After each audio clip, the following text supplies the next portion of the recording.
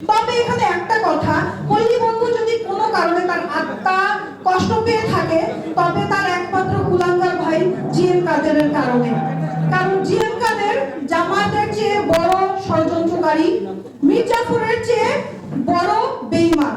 এই বেঈমান জিএম কাদের তার মাতৃতুল্য ভাবির সাথে বেঈমানি করেছে, তার সন্তান তুল্য ভাতিজার সাথে বেঈমানি করেছে।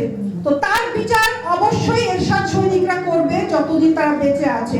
সর্বশেষে পল্লী বন্ধুর প্রতি শ্রদ্ধা জানিয়ে এবং পল্লী বন্ধুর আদর্শকে বর্তমান প্রজন্ম এবং ভবিষ্যৎ প্রজন্মের কাছে তুলে ধরার প্রত্যয় ব্যক্ত করে আমি আমার বক্তব্য শেষ করছি। আসসালামু আলাইকুম।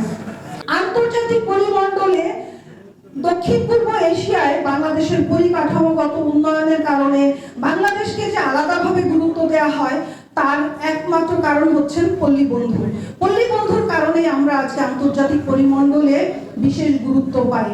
পল্লী বন্ধুর কারণে যে উপজেলার প্রতিষ্ঠার যে জনক আমাদের পল্লী বন্ধু, তার কারণে দেখেন আজকে উপজেলার কোনো ফল আমরা ভোগ করতে পারছি না, কিন্তু অন্যান্য দল কিন্তু উপজেলা কাঠামো নিয়ে ঠিকই মাতামাতি করছে, ক্ষমতা দখলের একটা লড়াই করছে। তো আমি শুধু একটা কথাই বলবো যে পল্লী বন্ধুর যে বিশাল কর্মযজ্ঞ, তার মাধ্যমে সবার হৃদয়ে থাকবেন এবং তিনি পরপারে নিশ্চয়ই ভালো আছেন, শান্তিতে আছেন। এটা নেহায়েত মুখের কথা নয়। পল্লী বন্ধুর মাধ্যমে যে রাষ্ট্রীয় উন্নয়ন সাধিত হয়েছিল, সেটা বিশাল একটা মাইলফলক।